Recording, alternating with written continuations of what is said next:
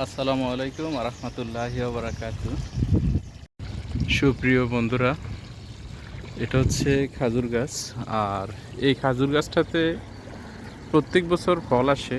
আর বিশেষ করে এই বছরটাতে অনেক ফল আসছে মাশাআল্লাহ, অন্য অন্য বছরের তুলনায় অনেক খাজুর আসছে। আর এই খাজুরগুলো অনেক মিষ্টি, এক কথায় বলতে গেলে একেবারেই চিনির মতো মিষ্টি এই খাজুরগুলো। এটা আমাদের রুমের পাশেই। আর আমি প্রত্যেক বছর এটাতে পানি দিই, এই যে এখনও পানি দিচ্ছি। আর এই বছর অন্য অন্য বছরের তুলনায় অনেক ফল আসছে, বিশেষ করে এই গাছটাতে আর কি। অন্য অন্য বছর এত ফল আসে না, কিন্তু এই বছর অনেক বেশি ধরছে অন্য অন্য বছরের তুলনায়। এই যে দেখেন, খাজুরগুলো পেকেও গেছে অনেক জায়গায়। এই যে অনেকগুলো খাজুর পেকে গেছে, আরও কয়েকদিন লাগবে এগুলো। এই যে,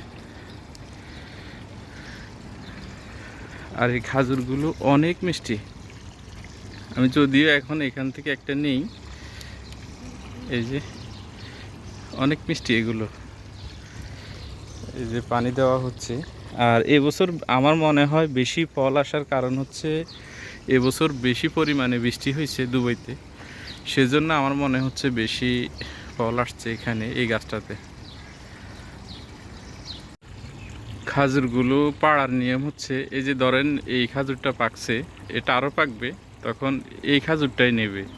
ধরেন এখান থেকে তিনটা পাকছে, তাহলে এই তিনটাই নেবে, সবগুলো নেবে না। যেটা পাকে প্রত্যেক দিন এক টাইম বা একদিন পরে ওই খাজুরটাই নেওয়া হবে। এরপর এগুলা শুকাতে দেয়, বা অনেকেই ভালো দেখে ফ্রিজে রেখে দেয়, ডিপ ফ্রিজে, তাহলে সারা বছর যাবৎ ওইটা খাওয়া যায়, একেবারে কাঁচাই থাকে। এ হলো খাজুর পাড়ার প্রসেস। আমি যেটা দেখছি আর কি, সেটা আপনাদের সাথে শেয়ার করলাম। বিশেষ করে আমাদের দেশে যারা আছে, আমাদের দেশে অনেকেই খাজুর গাছ দেখে না, বা কীরকম ফল হয়, কিভাবে হয়, সেজন্য আসলে ভিডিওটি করা। আরব দেশে যারা থাকে তারা তো অনেকেই দেখে। আর খাজুর গাছে নিয়মিত পানি দিতে হয়, যেমন প্রত্যেক দিন খাজুর গাছে পানি দিতে হয়।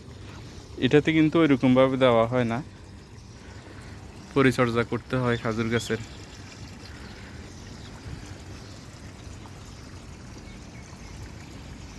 ঠিক আছে বন্ধুরা, সবাই ভালো থাকবেন। আল্লাহ হাফেজ, আসসালামু আলাইকুম।